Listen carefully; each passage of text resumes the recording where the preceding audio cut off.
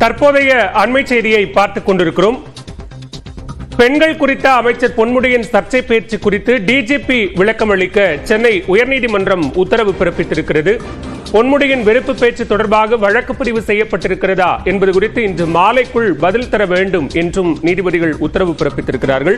கூடுதல் விவரங்களோடு இணைகிறார் நீதிமன்ற செய்தியாளர் மதன். விவரங்களை பதிவு செய்யலாம். அமைச்சர் பொன்முடி சமீபத்தில் நிகழ்ச்சி ஒன்றில் கலந்து கொண்டு பேசும்போது பெண்கள் குறித்தும் சைவம் மற்றும் வைணவ மதம் குறித்தும் சர்ச்சைக்குரிய வகையில் கருத்து தெரிவித்திருந்தார். இந்த நிலையில்தான் அவருக்கு எதிரான தொடரப்பட்டிருந்த அந்த சொத்து குவிப்பு வழக்கானது இன்று சென்னை உயர்நீதிமன்றத்தில் நீதிபதி ஆனந்த் வெங்கடேஷ் முன்பு தற்போது விசாரணைக்கு வந்தது.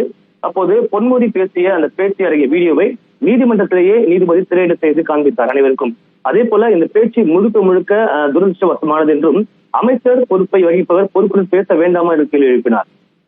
பொன்முடி இந்த பேச்சானது பெண்களை சைவ மற்றும் வைணவ மதங்களை இழிவுபடுத்தும் வகையில் இருப்பதாகவும் வெறுப்பு பேச்சு தொடர்பாக புகார் அளித்தாலும் அளிக்காவிட்டாலும் வழக்கு பதிவு செய்து நடவடிக்கை எடுக்க வேண்டும் என்றும் அதன்படி நடவடிக்கை எடுக்காவிட்டால் சம்பந்தப்பட்ட அதிகாரிக்கு எதிராக நீதிமன்ற அவமதிப்பு வழக்கு நடவடிக்கை மேற்கொள்ளலாம் என்று ஏற்கனவே உச்சநீதிமன்றம் உத்தரவிட்டதை மேற்கோள் காட்டி என்று தெரிவித்தார்.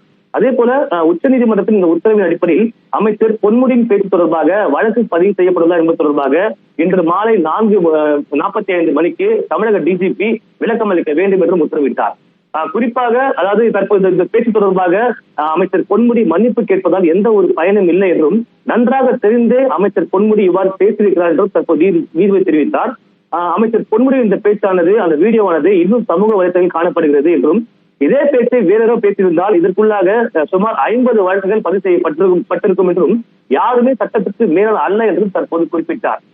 ஊழலை எப்படி சகித்துக் கொள்ள முடியாதோ அதே போல வெறுப்பு பேச்சை சகித்துக் கொள்ள முடியாது என்று திட்டவட்டமாக தெரிவித்த நீதிபதி ஏற்கனவே நடிகை கஸ்தூரி, ஹெச் ராஜா, அண்ணாமலை போன்றோருக்கு எதிராக இது போன்ற நீதிமன்ற நடவடிக்கை எடுப்பதையும் சுட்டிக்காட்டியிருந்தார்.